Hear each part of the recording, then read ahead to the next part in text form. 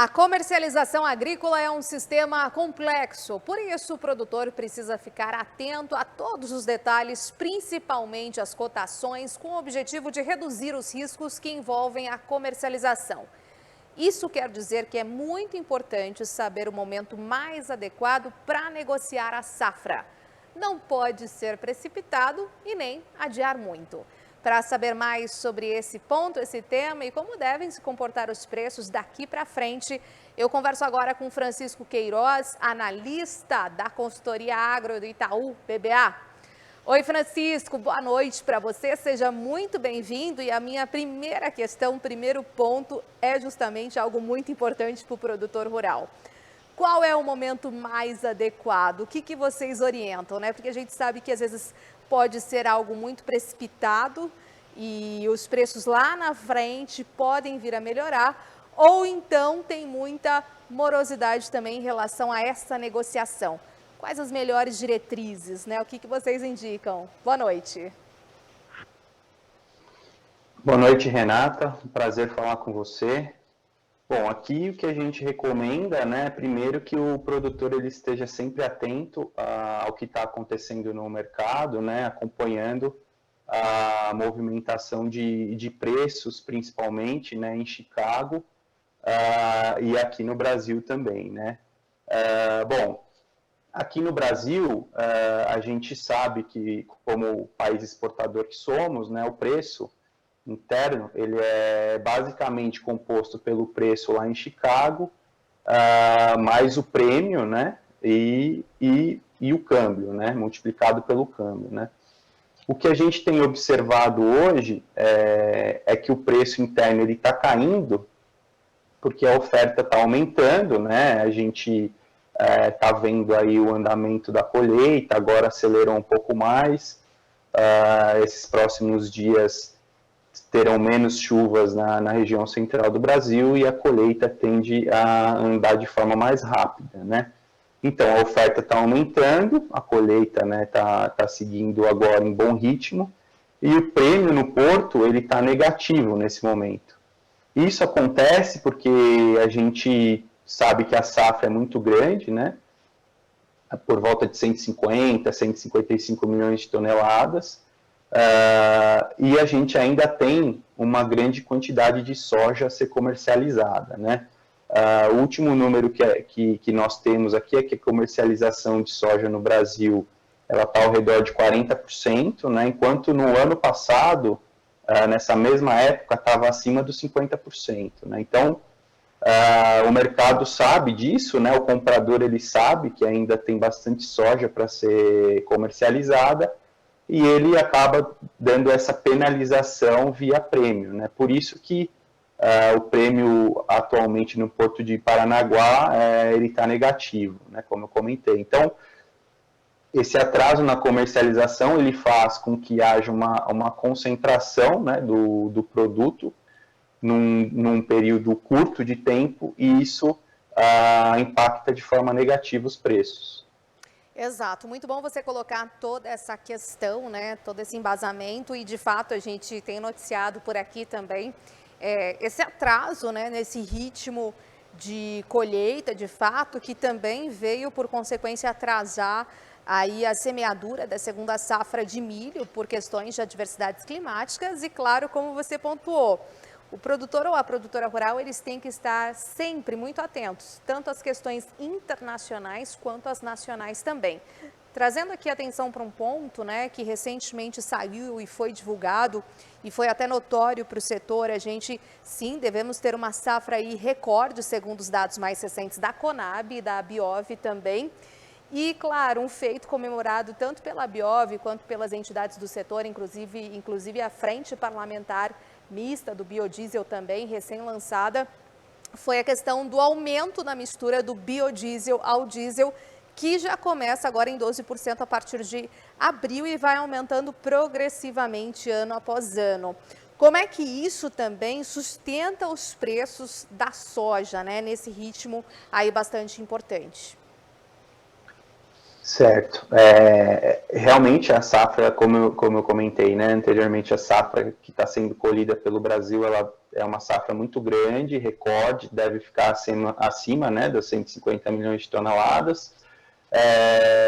E tomando por referência tanto os números da Conab, quanto da Biov, e mesmo do SDA, que no final das contas eles acabam convergindo, né, a gente deve ter um aumento aí de cerca de 18% a 20%, né, sobre a safra 21-22, um aumento na produção, né, mas a concorrência por essa oferta maior, ela será grande, né, porque a gente tem também uma projeção de elevação das exportações aí em torno dos 17%, né, e também uma elevação para o consumo doméstico aí na casa dos 5%, 6%. Né? Então, após essa divulgação, né, do mandato B12, nós aqui na consultoria agro do Itaú BBA, nós fizemos uma conta, né, assumindo algumas premissas aí de consumo de diesel e mesmo dessa participação do óleo de soja na produção do biocombustível, né? E considerando, então, o B12, a partir de abril, a gente vai precisar ir somente para a produção de biodiesel de 5 milhões de toneladas de soja, né? E, então, isso vai demandar mais soja para ser esmagada, né? Então, somente para essa produção de óleo de soja, a gente vai precisar ir esmagar 27 milhões de toneladas do grão, né? O que seria um aumento de 4 milhões de toneladas sobre o que foi esmagado para a produção de biodiesel no ano passado, né? E isso, então, essas 4 milhões de toneladas a mais, né, do grão, elas vão ter que sair de algum lugar, né? Provavelmente a gente vai ter que tirar isso da exportação, né? E isso tende, sim, a manter aí os preços em bons níveis, né, da soja, e mostra também que mesmo a oferta sendo grande, né, a demanda ela não fica para trás, né, ela vai, com certeza, vai aumentar esse ano. Muito bom você trazer essa análise, né, em relação a esse impacto de 5 milhões de toneladas só para essa demanda específica, e o apetite chinês continua crescente, né? Estamos acompanhando Missão China. Como é que vem todo esse trabalho também, hein, Francisco? Sim, a gente tem visto, né, a Missão China, o pessoal do Ministério da Agricultura, de várias pastas do governo, lá trabalhando para incrementar esse mercado, né? Assim, a gente teve nos últimos 2 meses a habilitação de diversas plantas de milho, né, para exportação. Foram 90 plantas habilitadas nos últimos 2 meses. Hoje a gente tem aí mais ou menos 440 plantas habilitadas para exportação de milho para a China, né? A exportação de soja segue firme. O pessoal da carne bovina que foi lá pleitear, né, a reabertura do mercado já conseguiu, né? Isso já aconteceu. Então, assim, a gente tem notícia também que tem o pessoal da cadeia do algodão também tentando ampliar lá o mercado chinês, né, que é o principal importador de algodão do mundo. Então, a perspectiva, quando a gente fala de China, ela continua sendo muito positiva, né, para o agronegócio brasileiro. Exatamente. Muito bom você falar desse ponto dessas plantas, né, de milho habilitadas e sendo abertas para exportação para o mercado chinês, em especial do milho. O milho que deve ter e se consolidar na liderança do ranking da exportação. Como a consultoria Agro Itaú BBA também tem observado essa notícia e de alguma maneira entrelaçado isso aos preços? Certo. Bom, olhando de hoje, assim, com as condições atuais, né, a gente acredita que os preços de milho eles tendem a se manter firmes, né, porque a expectativa é boa tanto para o consumo interno, mas é excelente para as exportações, né, como você bem comentou. Claro que quando você tem a colheita e tem a queda, é normal por conta do aumento da oferta, mas a gente acredita que esse ano a queda não deve ser tão grande, porque essa demanda externa, agora contando com a China também, que não era um tradicional importador de milho brasileiro e passou a ser com essas habilitações, né, ela tende a permanecer firme e enxugar esse excedente de milho do Brasil, né? Então, o USDA fala em 50 milhões de toneladas de exportação para esse ano. É bastante coisa, mas dá para fazer, né?